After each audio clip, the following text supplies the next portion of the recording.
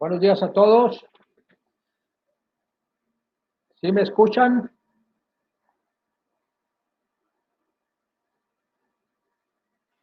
Perfecto.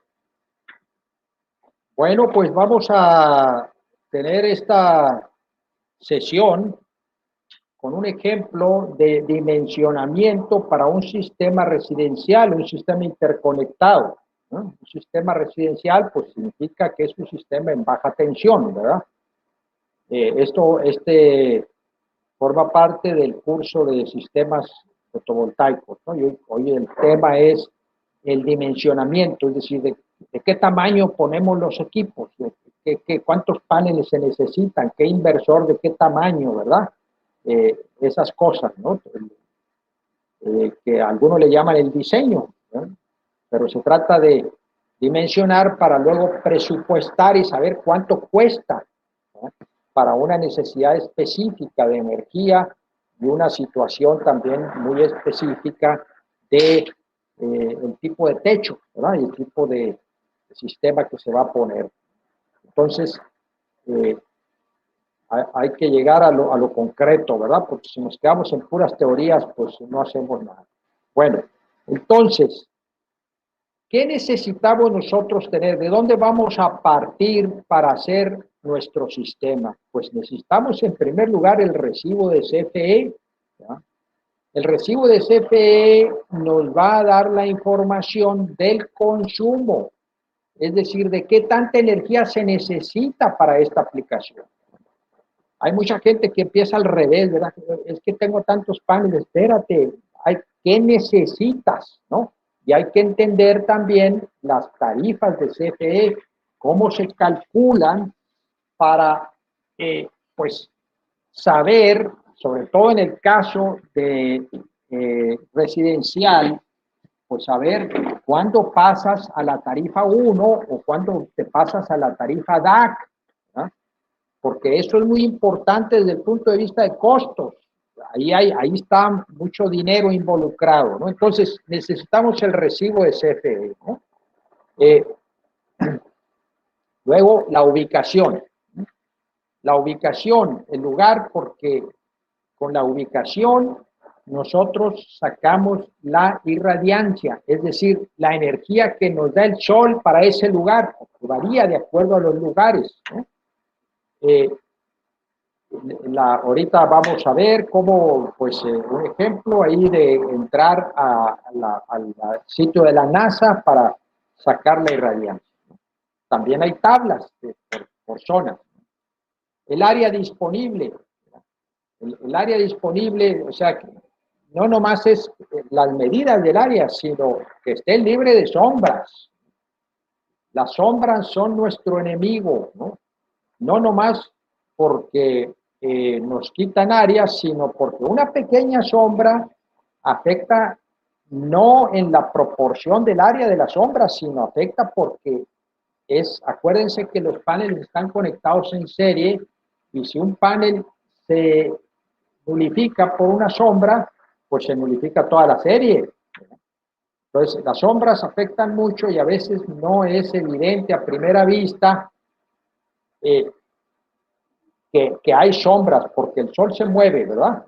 Se mueve no solamente en el día, en el transcurso del día, sino con la estación del año. Y luego, ¿qué tipo de techo es, verdad? Un techo plano, tipo losa, o un techo inclinado, tipo bodega de lámina, ¿no? Porque el sistema de sujeción es diferente. Los problemas para sujetarlo adecuadamente también son diferentes y con diferentes costos. Entonces tenemos aquí este ejemplo de Allende, Nuevo León, nada menos. Aquí es donde estamos nosotros. Es un ejemplo bastante bueno, me parece a mí, porque no es un consumo muy alto, es un consumo relativamente bajo, pero sí está en tarifa DAC, ¿verdad? Y el recibo vemos ahí que es de 7,529 pesos. Entonces, nuestro recibo es nuestra fuente de información. De aquí vamos a sacar el consumo, ¿verdad?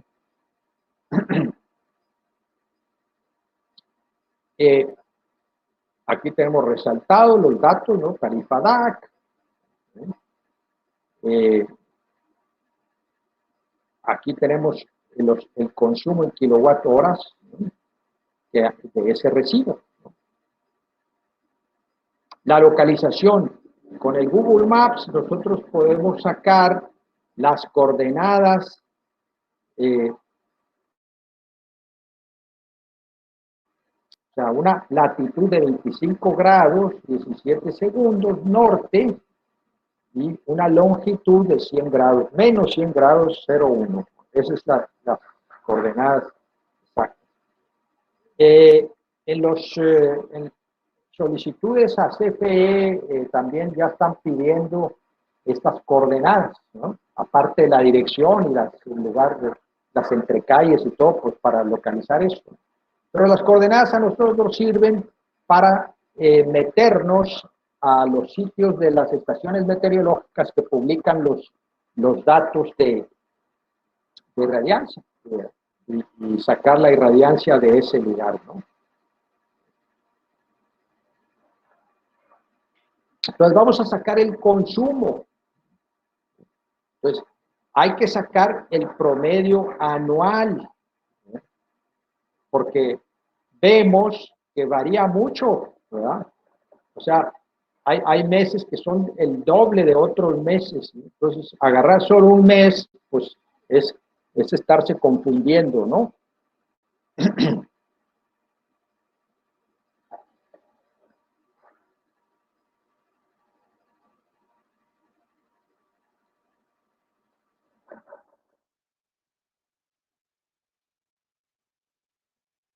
Bien, aquí Ricardo Ayala nos está pidiendo que amplíen ahí también la voy a ampliar la pantalla para que se vea mejor.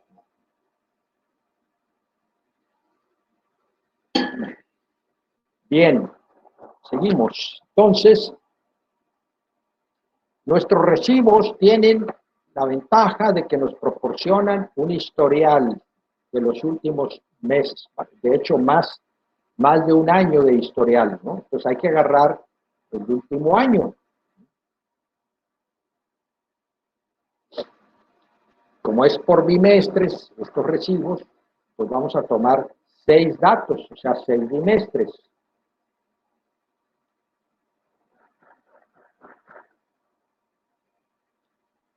Hay que recordar, pero no sé si ya lo vimos, creo que no lo vimos, porque hemos hablado de las tarifas de CFE, pero que la CFE, en su sistema, antes de emitir los recibos, saca un promedio que le llaman móvil, ¿verdad? El promedio móvil significa que se agarran los últimos 12 meses, por eso es móvil, porque se está moviendo.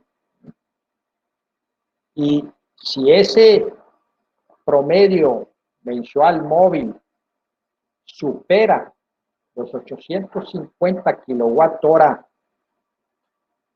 en el mes, es un promedio, recordemos eso, es un promedio, pues estás en tarifa DAC, en el caso de la zona noreste, en la que estamos nosotros ahorita acá, ¿verdad? Si estás abajo de ese promedio, estás en tarifa 1, 1C de esta zona, ¿no? Ese valor, esa cuota de tarifa DAC varía de acuerdo a la zona del país.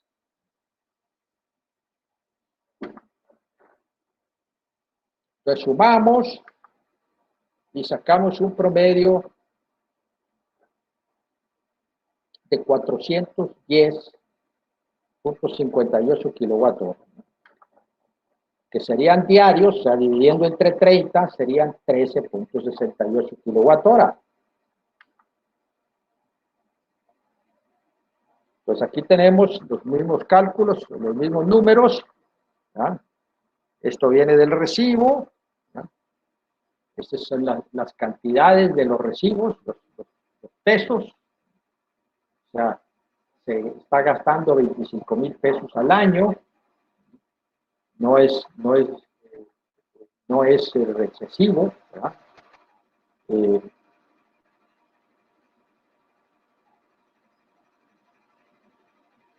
bueno.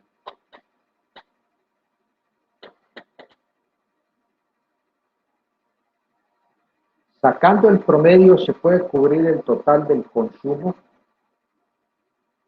Sí, Cristian, sí se puede. Me está haciendo esta pregunta, Cristian. Sí se puede porque hay que recordar que los... A ver, ¿no me escuchan ahí?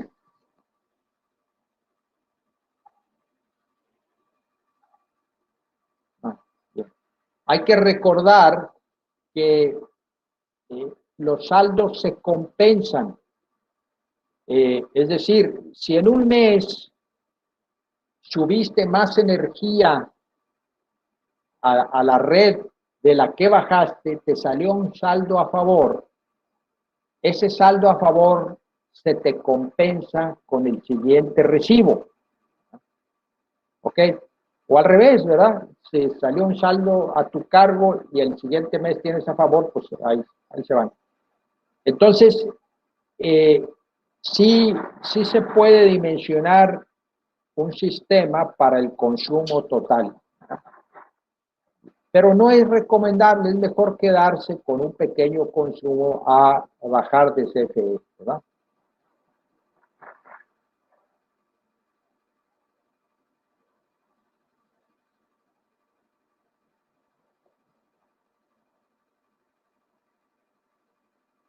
A ver, ingeniería me está preguntando que a partir de qué consumo es recomendable el sistema fotovoltaico.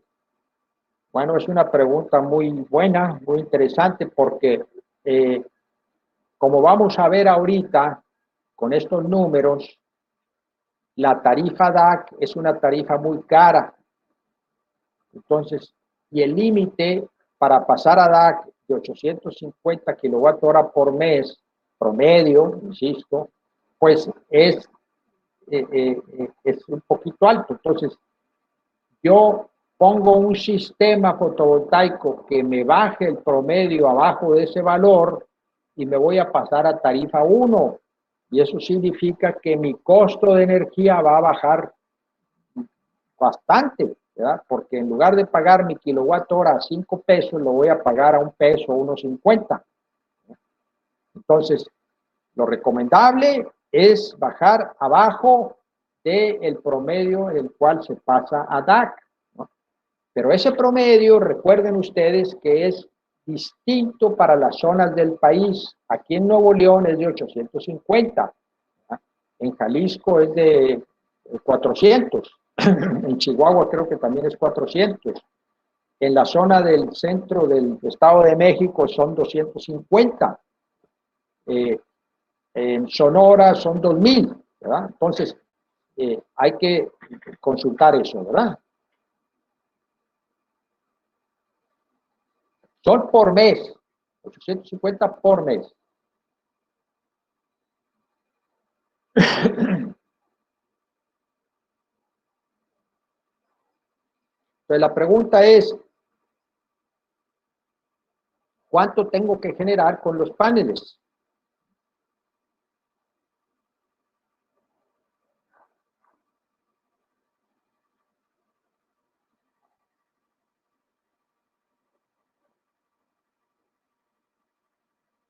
Aquí dije que en Jalisco era 400, es 250 en Guadalajara, ¿eh? Me equivoqué ahí. Aquí en Monterrey, Allende son 850, en Villahermosa son 1000 kWh al mes, en Hermosillo son 2500. O sea, en Hermosillo, si tú estás consumiendo promedio por mes menos de 2.500, estás en tarifa 1, entonces la energía ya les sale muy barata. Claro, están metidos en un calorón allá y pues gastan mucha, la comisión les ayuda en ese sentido, ¿no? Con el calor tan tremendo.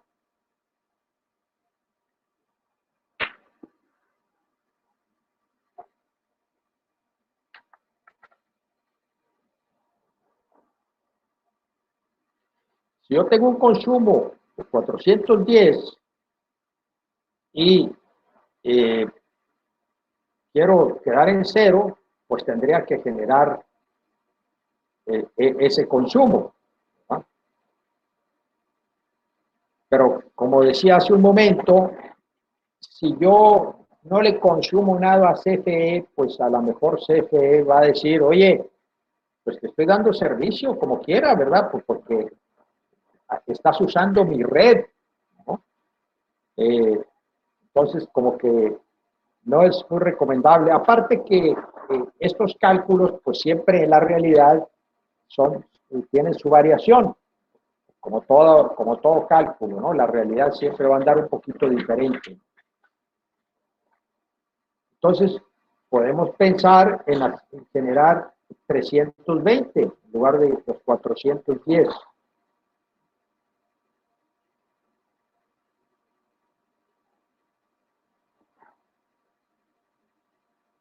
Pues si nosotros generamos 320, esa energía que yo genero es un ahorro, ¿verdad? Pero hay otro ahorro, ¿verdad? Hay otro ahorro. ¿A qué se debe ese otro ahorro, no? Pues porque voy a pasar a una tarifa 1B y entonces la energía en lugar de pagarla a 5 pesos la voy a pagar pues a 1 peso o menos incluso. Pues vamos a ver cuántos paneles tengo que poner, ¿no? Pues tengo aquí algunos ejemplos de paneles, pues hay bastantes, ¿verdad? El tamaño de paneles, el que yo quiera usar. Entonces necesito determinar la potencia pico que voy a poner de paneles. Y para eso necesito usar mi fórmula de generación. La generación por día es igual a la potencia pico por la irradiación del lugar y por el factor de pérdidas de NRL que ya vimos en otra sesión. Entonces yo tengo este número, ya lo conozco, la generación pues son los 320 kWh que voy a generar, necesito sacar mi radiación para luego sacar la potencia pico que voy a necesitar.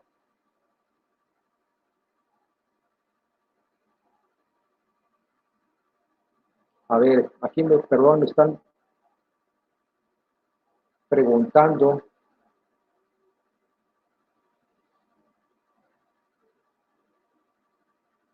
Juan Carlos Aguirre dice, ¿podría explicar de manera general el contenido del recibo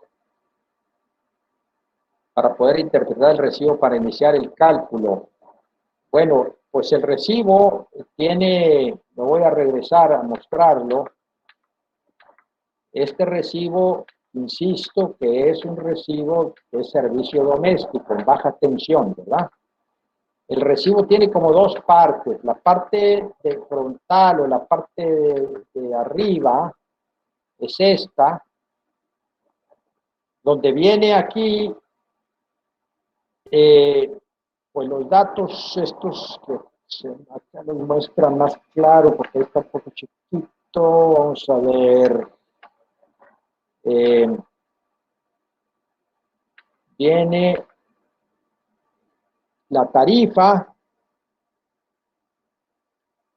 viene el periodo facturado, aquí le dice qué tarifa es, los kilowatt hora que se consumieron en el periodo, acá viene un resumen que tiene varios apartados de acuerdo a las clasificaciones que se hicieron en el nuevo sistema tarifario, ¿verdad? Que en el caso, estas clasificaciones no tienen mucha relevancia en el caso de los servicios de baja tensión, que es lo de residencial, que son el cargo por capacidad, el cargo por distribución.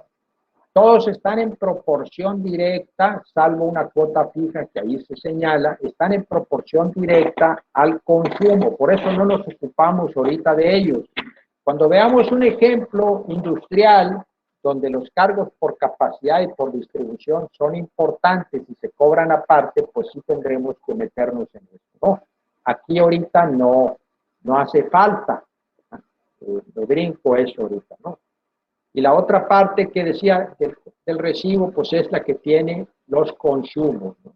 Que simplemente son pues por cada bimestre cuántos kilowatt horas se utilizaron, ¿no? Ese es el recibo que nosotros tenemos para servicio doméstico, o sea, servicio baja tensión.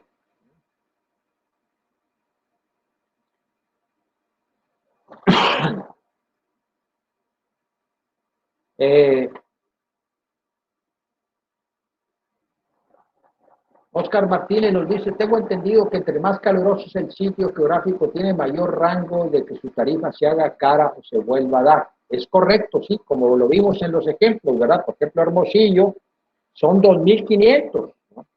Acá Monterrey son 850, Allende son 400, por eso está en DAC, porque el consumo promedio son 410, apenas se pasó del DAC en este caso, ¿verdad? ¿Qué significa NRL? National Renewable Energy Laboratories. Es un departamento de la Agencia de Energía de Estados Unidos. Ellos fueron los que sacaron ese factor, que es el que usamos nosotros, ¿verdad? Pueden usarse otros, pero pues nosotros usamos ese porque consideramos que es el que más amplio, más estandarizado, lo hemos comprobado con los datos reales muchas veces y pues funciona bien, ¿no?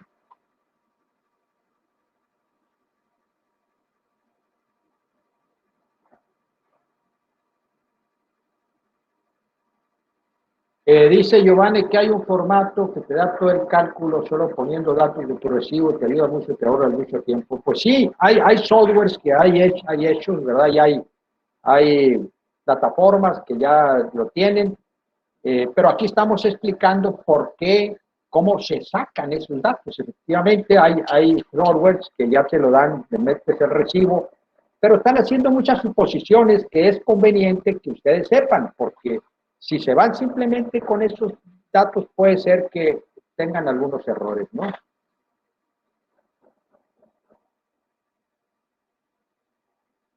Bien, entonces le sigo.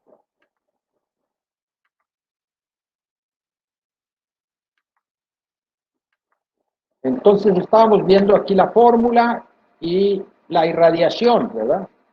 Entonces la irradiación de Allende es de 5.16 de acuerdo con esta tabla, ¿verdad? O sea, hay tablas publicadas, pero si queremos ser un poco más exactos, pues podemos irnos al sitio de la NASA, y me lo brinqué,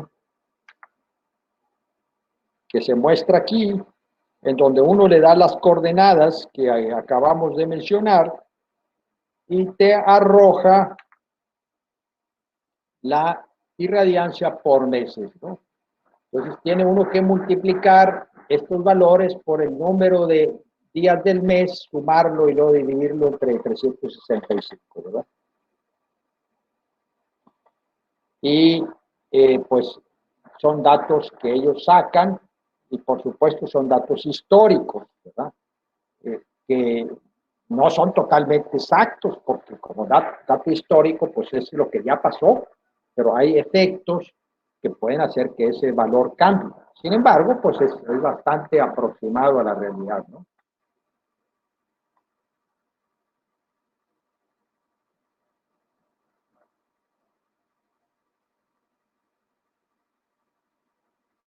Entonces, si ya tengo yo eso, pues me va de mi formulita, me falta por sacar la potencia pico.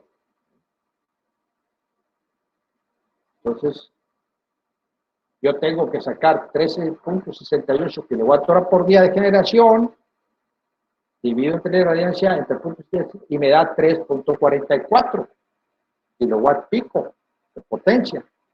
Que esto es lo que yo necesito para generar los 320 kilowatt horas que mencioné por mes, ¿no? O sea, son 13.68 diarios promedio.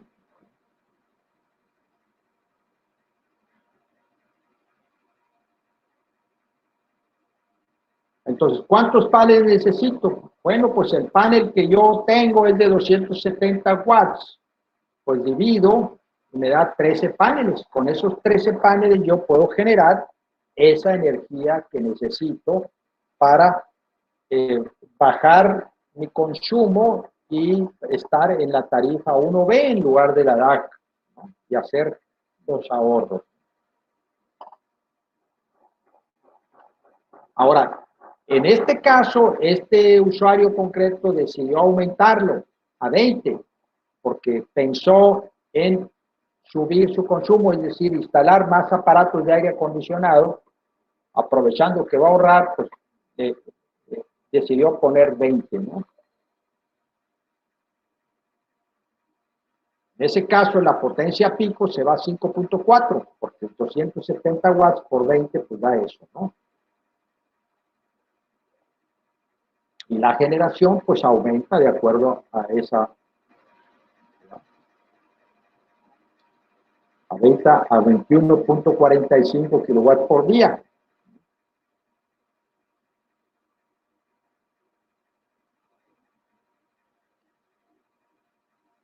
¿Cómo los voy a instalar? Bueno, pues como hemos visto en las sesiones anteriores, en principio pues se ponen siempre y cuando el espacio lo permita y no haya otro tipo de necesidades, pues se ponen a la latitud, la inclinación del lugar, que es 25 punto y cacho grados, pues el ángulo óptimo sería 26. Y eso me origina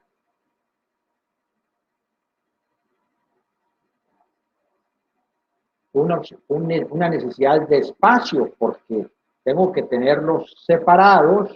Si voy a poner 20 paneles, una línea de 10 y otra línea de 10, tengo que tener separación entre esto para que no le hagan sombra uno al otro, ¿verdad? Tengo que ver el área de mi techo para que vea que realmente sí caben y no haya sombras sobre los paneles.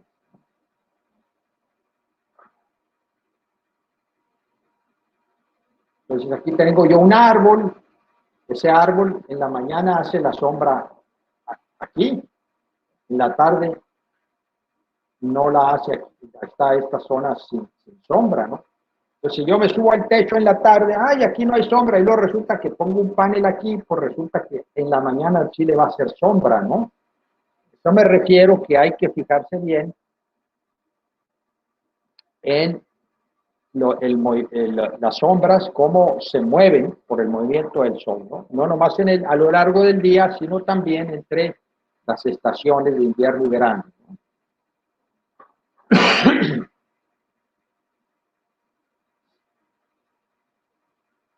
Entonces yo tengo un sistema de 20 paneles que son 5.4 kilowatt pico. ¿Qué inversor necesito?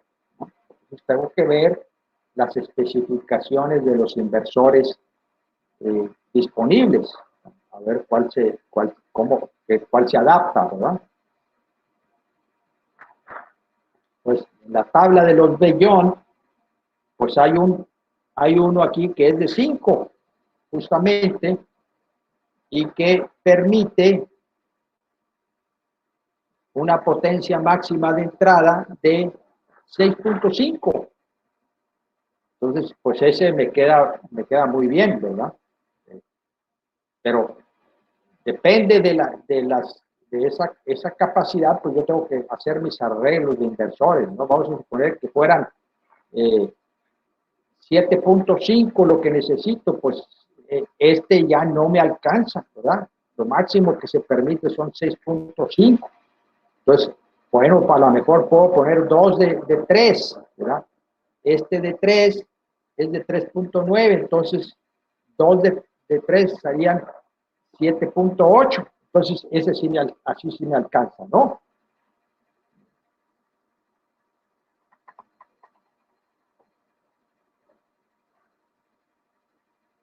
Voy muy rápido, ¿ok? ¿Hay alguna duda?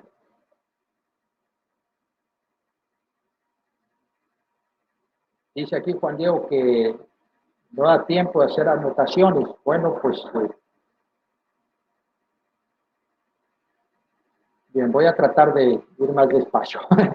Es que necesito también, pues, cuidar el tiempo, ¿no? Porque se supone que en una hora tenemos que cubrir esto, ¿no?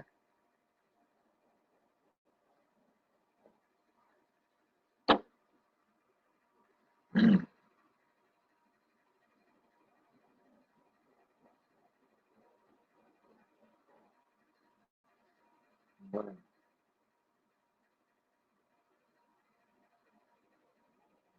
A ver, aquí hubo una pregunta que se me pasó.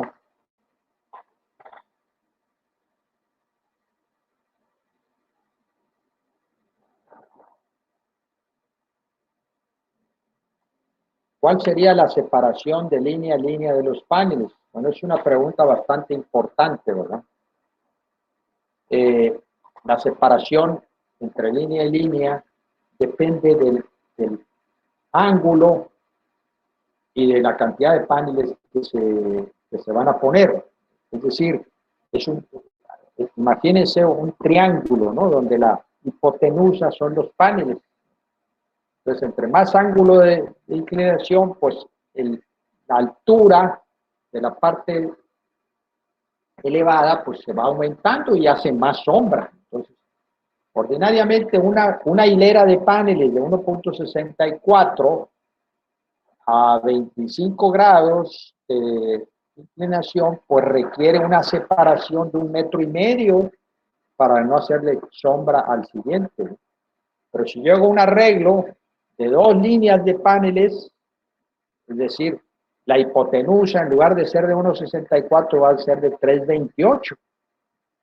Y entonces mi separación va a ser de 3 metros o un poco más de 3 metros. Entonces, ese es el detalle que hay que ver cuando está uno acomodando los paneles en un techo para que no se hagan sombra unos a otros. Porque hacerse sombra unos a otros, pues es cortarnos el cuello nosotros mismos, ¿no? Pero sí pasa, ¿eh? Yo lo he visto instalaciones donde se da esa circunstancia, se está perdiendo ahí mucha energía nada más por ese detalle, ¿verdad? ¿Cómo se sabe cuántos paneles en serie y cuántos en paralelo? Bueno, eso lo vimos en la sesión anterior, ¿verdad? En la determinación de las series, ¿no? ¿Cuántos paneles en serie? Tienes que ver el voltaje de tu panel y el rango de seguimiento MPP del inversor. Si nosotros estamos hablando del inversor de 5, tiene un rango muy amplio de voltaje MPP, seguimiento MPP es de 90 a 580. Entonces, si tu panel, estoy poniendo un ejemplo que me lo estoy inventando aquí, ¿no? Para no hablar. Pero si tu panel te da 30 voltios cada uno, una serie de 3 da 90. O sea, mínimo necesitas poner una serie de 3, ¿verdad? Pero está muy justo, ¿verdad? Puede ser que en situaciones de poca irradiancia, pues no llega a los 90 y estás perdiendo energía. Entonces, mejor métete más hacia el medio de esto, ¿no? 580 entre 30, pues te da, ¿qué? Te da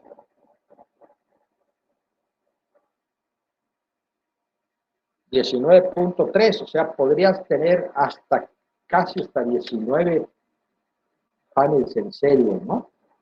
Entonces, eso te determina las series, pero luego tienes que ver la potencia, y ahí vas a ver cuántas conexiones en paralelo haces de esas series.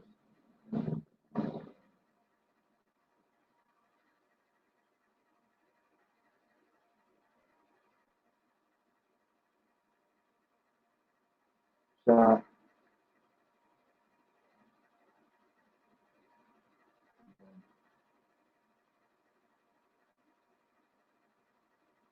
Ulises dice que si pueden trabajar en paralelo. Sí, eh, los paneles pueden trabajar en paralelo siempre y cuando hagamos el arreglo de acuerdo a lo que hemos dicho en las sesiones anteriores, ¿no? Que las series tienen que ser de tal de tal longitud, de tal manera que siempre estén entregando un voltaje que esté respetando este rango.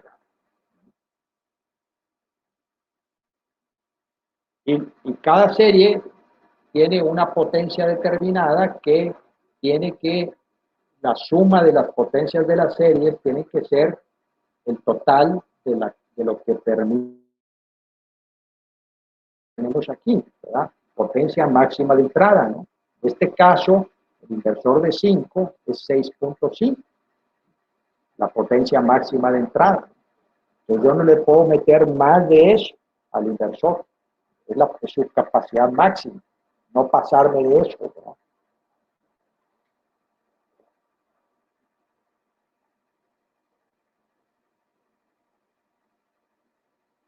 Bien. Entonces, pues ya tenemos seleccionado el inversor, que es de 5, un vellón de 5, que es este, ¿verdad?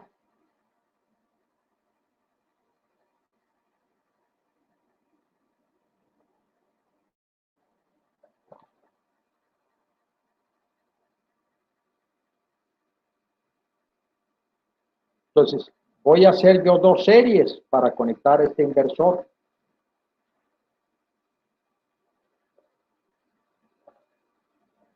El amperaje de esa serie, pues es el mismo amperaje de un inversor de 8.8 amperes.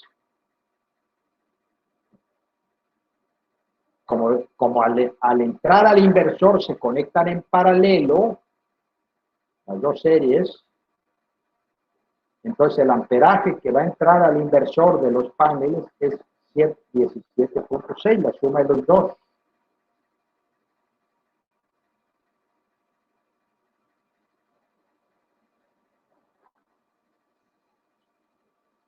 La potencia de cada serie es la suma de las potencias de los paneles. Si cada serie tiene 10 paneles, pues son 2.700 watts cada serie. Entonces las sumo, las dos, la potencia que le estoy metiendo al inversor es 5.4.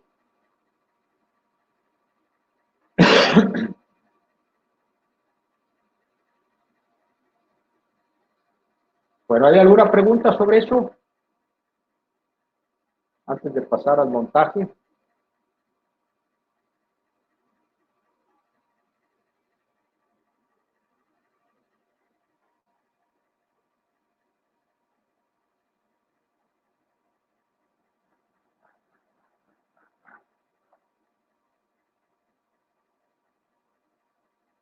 Chitlali dice, ¿qué significa MPPT? Significa el máximo punto de potencia y la T es tracking, Maximum PowerPoint Tracking en inglés, ¿no? Seguimiento del máximo punto de potencia. Como ya vimos en sesiones anteriores, los paneles están entregando una energía en la cual el voltaje y el amperaje varían dependiendo de la irradiancia que estén recibiendo y de la temperatura. Entonces, como es variable, el inversor tiene que adaptarse a ese voltaje y a ese amperaje. Y eso es lo que se llama el seguimiento del máximo punto de potencia.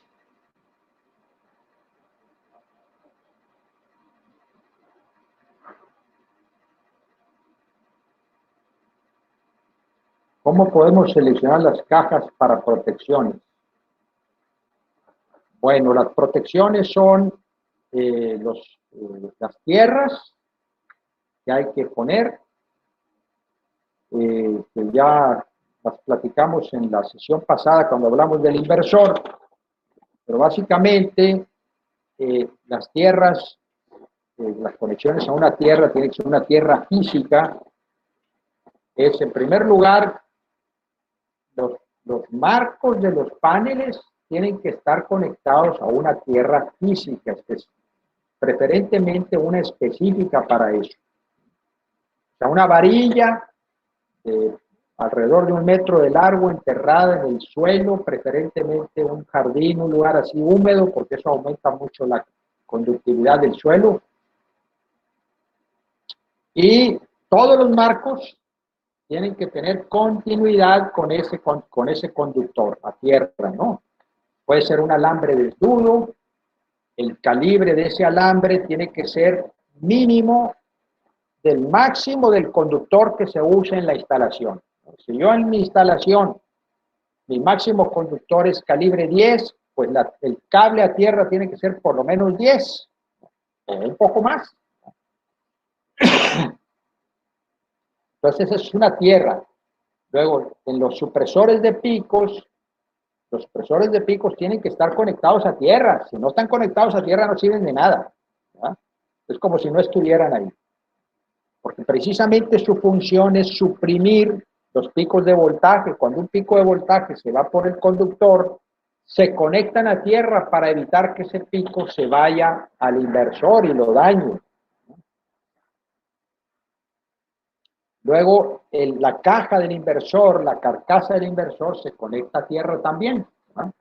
Porque es una protección adicional que le damos nosotros al inversor. Adicionalmente, en las cajas de conexión, por un lado, en la caja de desconexión de la corriente directa, el inversor tiene unos fusibles internos.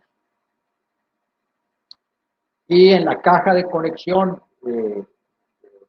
la alterna, debemos de poner unos fusibles rápidos. No los fusibles esos de la minita, porque esos tardan y no protegen bien, ¿no?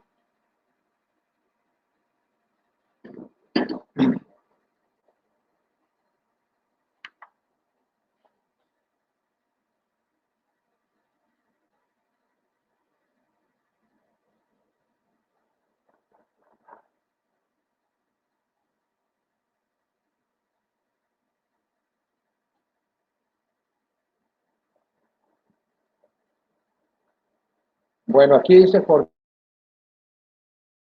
si el inversor tiene una salida de 5.000 watts y su sistema es de 5.400 de generación, ¿cuánto es lo que está entregando a CFE? Bueno, es una pregunta muy inteligente, muy importante. Qué bueno que la hace porque vamos a regresarnos aquí a la hoja de técnica del inversor, ¿no? O sea, yo veo que los fabricantes de los inversores le marcan una potencia de salida y una potencia de entrada que siempre es mayor, ¿verdad? A este le ponen los watts de salida en alterna y estos son los watts picos, o sea, del sistema fotovoltaico. Y es que el sistema fotovoltaico, este es su valor nominal.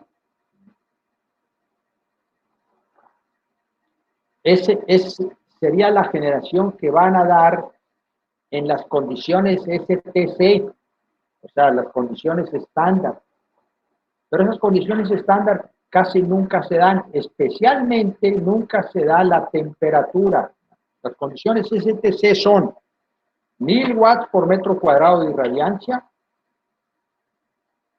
25 grados centígrados de temperatura del panel, no del ambiente, del panel, y una masa de aire equivalente al nivel del mar.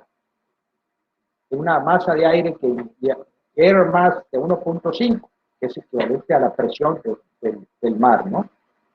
Entonces, ordinariamente, especialmente por la temperatura, es muy difícil que se dé esas condiciones y el panel va a dar mucho menos. Por eso se pone watt pico, porque es el pico máximo que da, pero en la realidad nunca lo da, ¿no?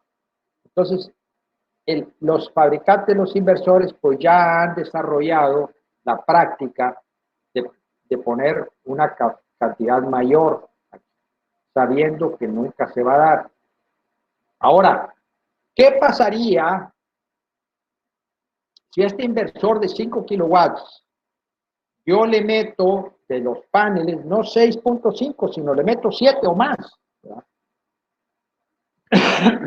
perdón, pues no pasa, no se daña el inversor, porque está protegido sobre todo contra amperajes altos.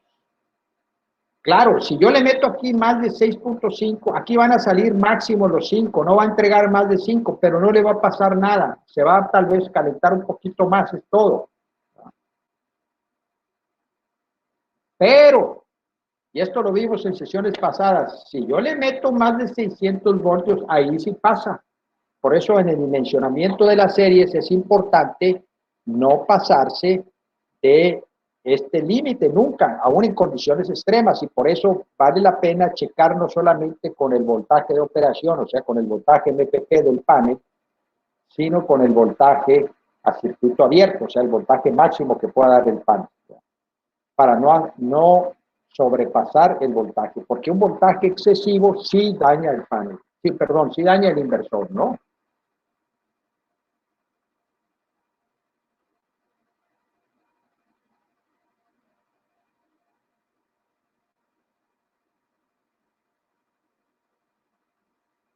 El dato que nos trae de la página NASA para irradiaciones del Insolation Incidental, sí, efectivamente es una superficie horizontal, que es el caso de los paneles, ¿no?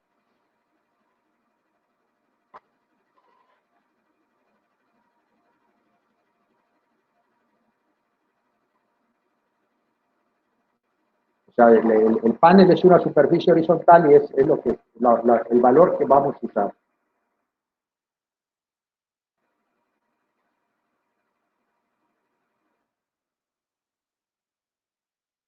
Carlos Macías dice, respecto a la tierra, ¿qué otras recomendaciones nos puede dar en áreas interiores de comercios? ¿Se puede instalar también cable desnudo con el recubrimiento color verde o con tubo conduit?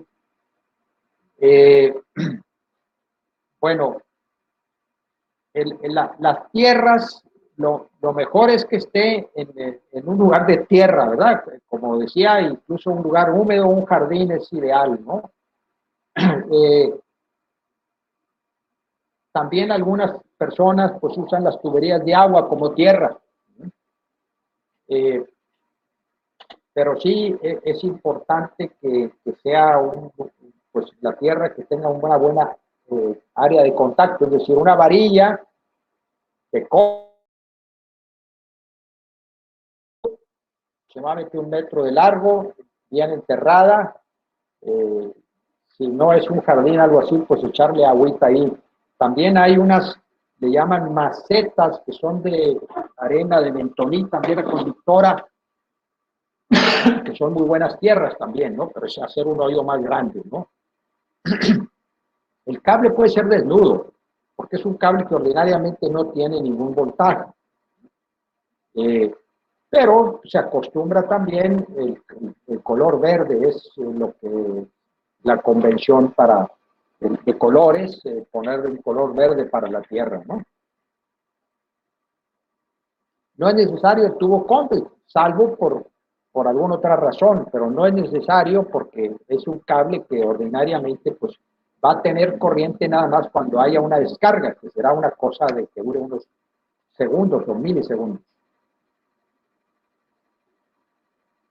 El material de las macetas creo que es bentonita, no estoy seguro, ¿eh? Es una arena conductora que es muy buena para eso. En las tiendas que venden material eléctrico ahí lo tienen, pero ahorita no recuerdo bien el material, si es bentonita o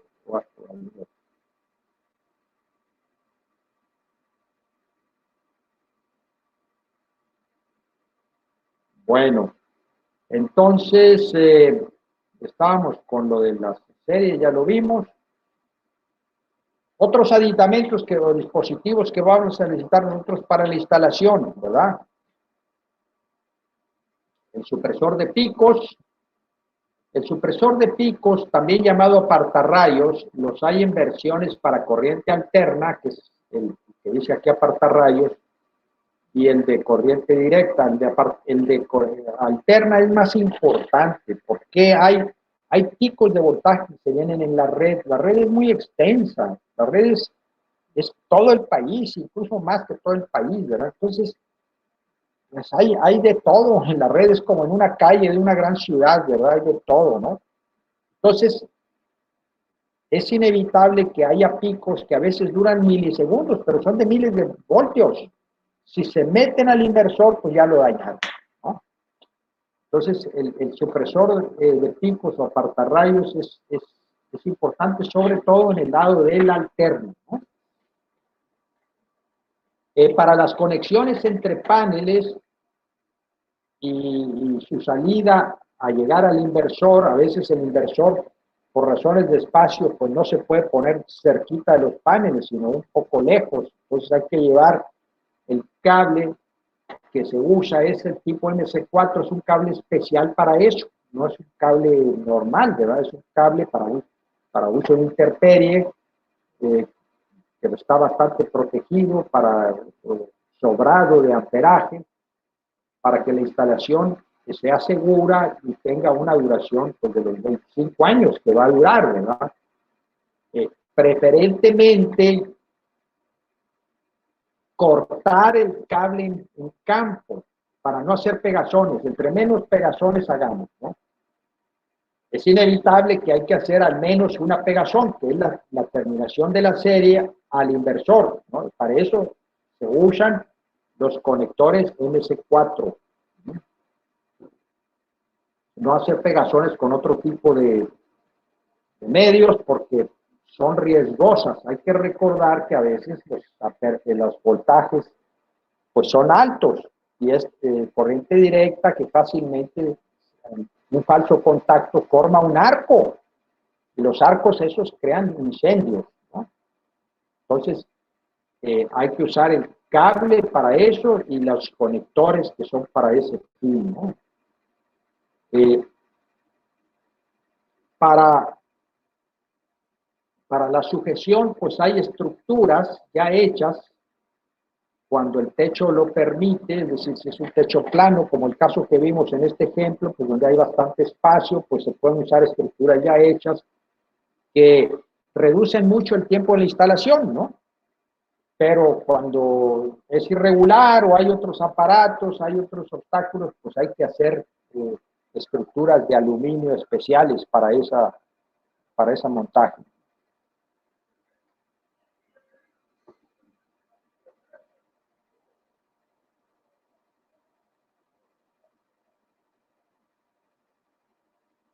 Bueno, aquí tenemos un presupuesto de lo que hemos hablado para esta aplicación, para este sistema. Es meramente indicativo, ¿verdad? Pero vamos a ver cuánto cuesta este equipo que hemos visto para compararlo con los ahorros y ver qué tipo de rentabilidad tiene el usuario al hacer esta inversión, pues en cuánto tiempo la va a recuperar, ¿no? Entonces tenemos nosotros el inversor, los 20 paneles, el cable, 120 metros, bastante cable, ¿verdad? Los conectores, el apartarrayos, un desconectador y luego las estructuras áurea para soporte de los paneles, de los 20 paneles. Entonces eso dio un total de $4,789 masiva, ¿no? El valor de este equipo, ¿no? Pues, ¿cuánto vamos a ahorrar nosotros?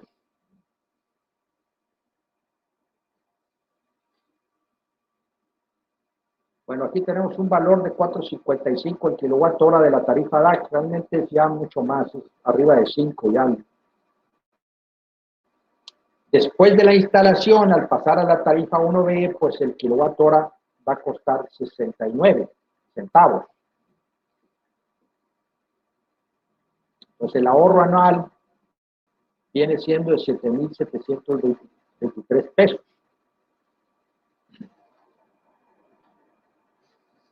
al año.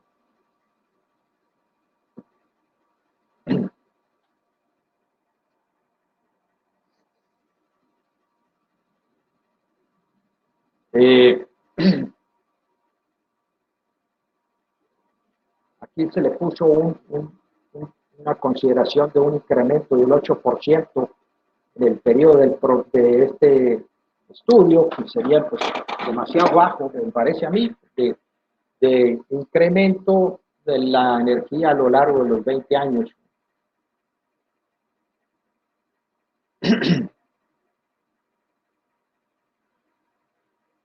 ¿Cuánto vamos a pagar nosotros si no si no ponemos el sistema fotovoltaico? En promedio, pues estaríamos pagando 2.304 pesos al mes? Eso lo sacamos pues del promedio de consumo multiplicado por la tarifa del 8%, ¿no?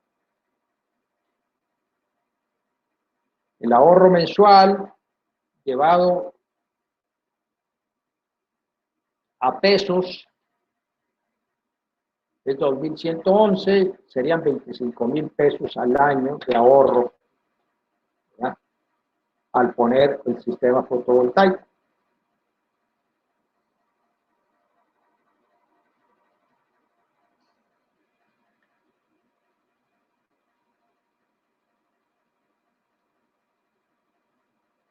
Se estimó aquí un precio del sistema porque el costo que pusimos ahí del equipo pues era 4.000 y pico de dólares, pero ese no es el precio que va a pagar el usuario. El usuario va a pagar pues el margen de utilidad del instalador y sus gastos, ¿verdad?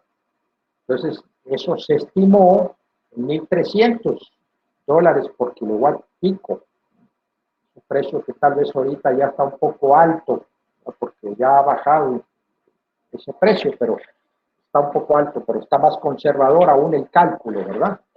Considerando los 20 paneles y el ahorro que se tiene con el consumo actual, lo cual tampoco es cierto, porque el consumo actual, porque estamos recordando que los paneles que se calcularon realmente necesarios eran 13, pero se pusieron 20, ¿no?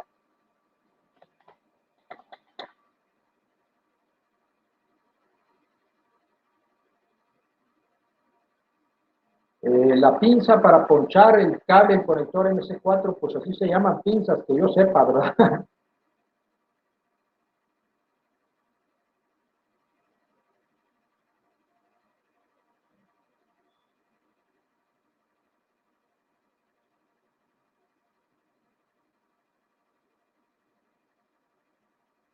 ¿Cuánto es una tarifa decente o normal de cobro por watts para la instalación manual? Pues yo creo que eso varía mucho, depende de las personas, ¿no? Pero aquí se estimó $1.300 por kilowatt pico, que multiplicado por los 5.4, pues da $7.020. $7.020 comparado con el costo del equipo, que fue de 4.789, pues le da el margen, ¿no? O sea, son 4.789 entre 7.020, le da 68%. Estamos hablando de un margen del 32% en este caso, pero en lo personal sí me parece que es un poquito alto, es un 300.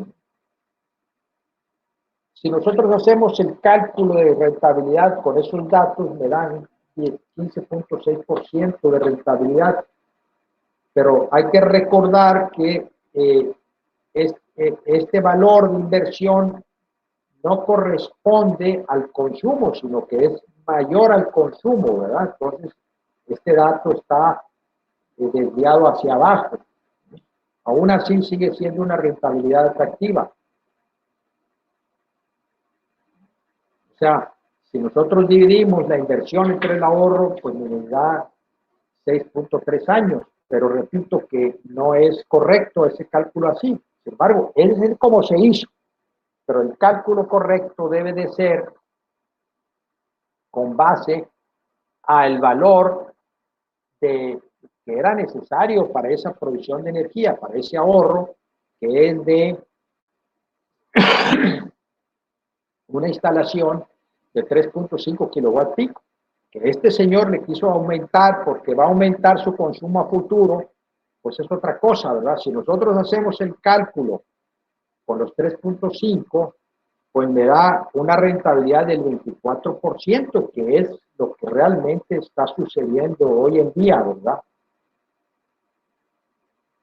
Es decir, las instalaciones para sistemas de residencias que están en tarifa DAC le dan a sus usuarios una rentabilidad del 24 o más del 20%, una recuperación de la inversión de mínimo 4 años, a veces hasta menos.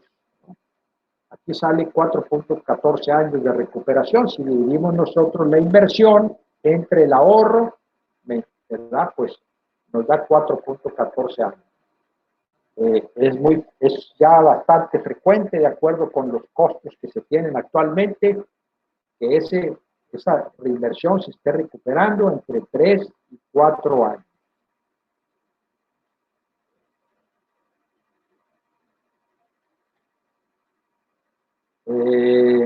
Aquí me está haciendo una pregunta Ricardo Mundo.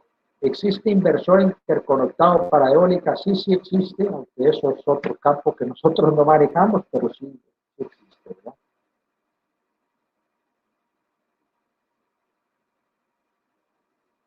SNA lo tiene.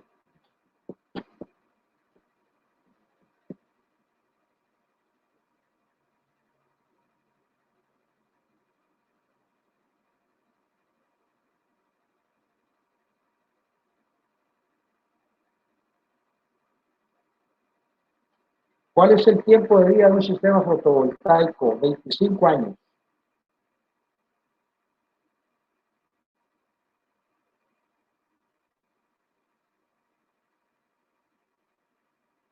Rafael me dice, ¿dónde se tomó en cuenta el material en este cálculo?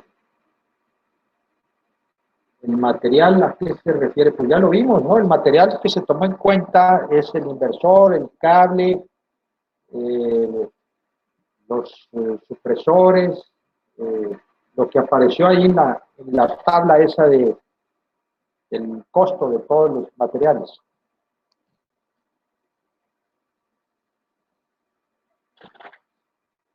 Ahí no se puso la mano de obra, que es parte del margen que dijimos del 32% en este ejemplo, ¿verdad?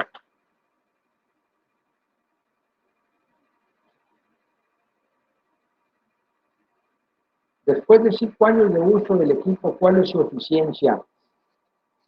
Bueno, en la sesión que vimos de los paneles, nosotros vimos que la generación del panel va disminuyendo a lo largo de los años. Al cabo de 20 años baja un 20%. La generación baja 20%, no la eficiencia, la generación, ¿verdad? Baja la eficiencia, pero no en esa proporción, sino baja un 20%.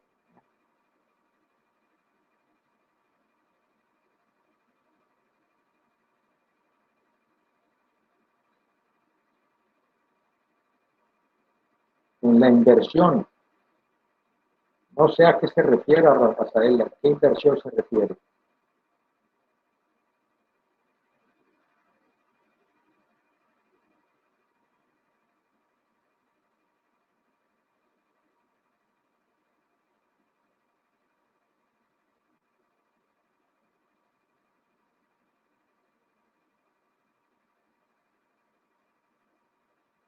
Costo por instalación, mano de obra. Bueno, la mano de obra promedio por panel, pues la tienen que calcular ustedes. Eh, Son cosas que varían mucho de un lugar a otro, pero pues se habla alrededor de unos entre 20 y 30 dólares por panel ya de la instalación, ¿no?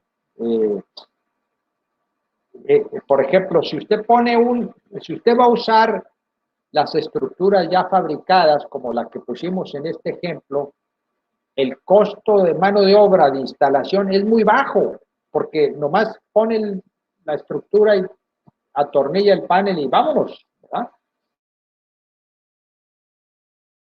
Estructura especial, porque el techo es diferente, no permite el uso de estructuras prefabricadas, pues se va a subir bastante, ¿no?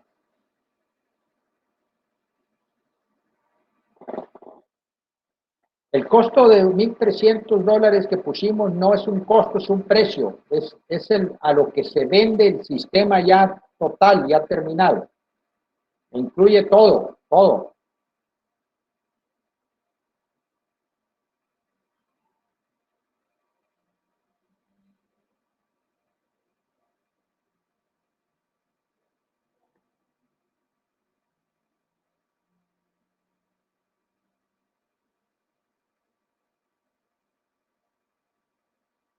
En el caso de microinversores, se están empleando módulos de grandes potencias con la finalidad de extender las horas de trabajo de los micros, como determinar el rendimiento extra de estas horas de trabajo.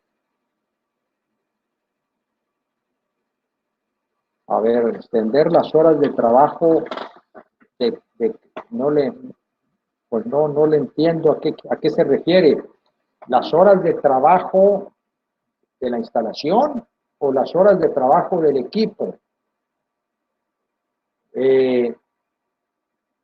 O sea, el equipo, los micros, pues tienen una duración similar a los equipos a los inversores centrales.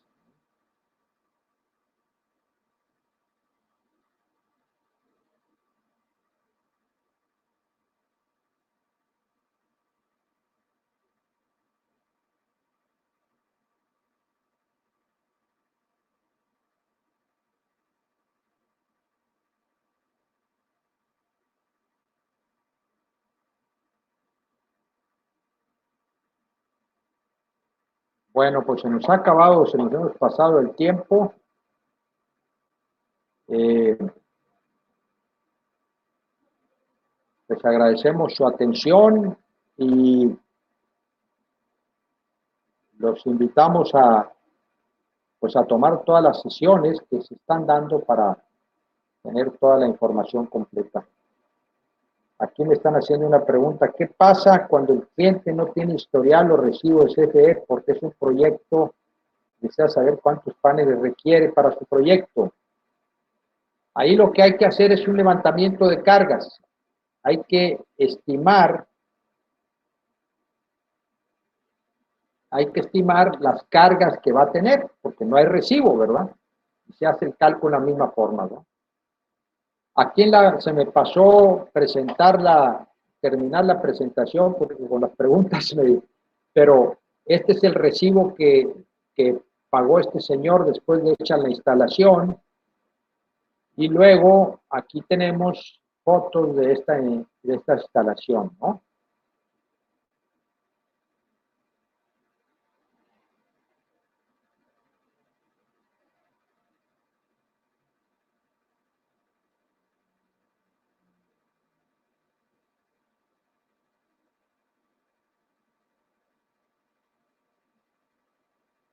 Va a haber cálculo para servicio industrial porque ahorita tengo un proyecto de 1.000 paneles solares para unas bodegas. Sí, el cálculo para las bodegas pues son en media tensión ordinariamente, son tarifas GDMTH,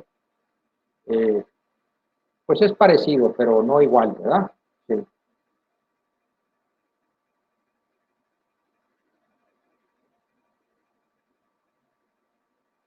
David Rosas dice: ¿cuántos son los grados máximos que se puede desviar un sistema con respecto a la orientación correcta en caso de que se tenga que desviar por cualquier motivo?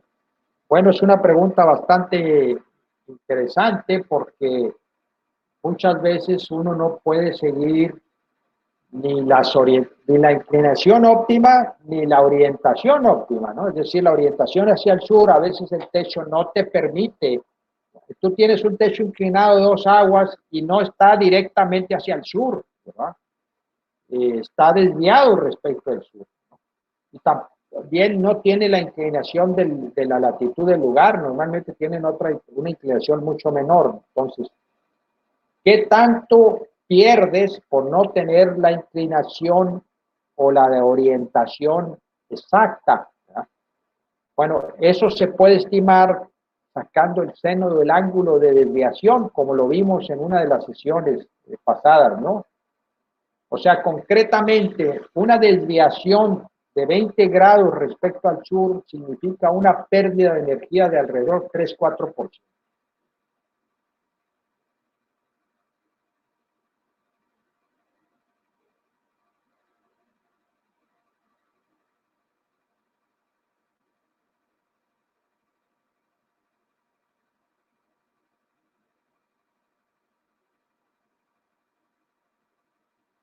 Bueno,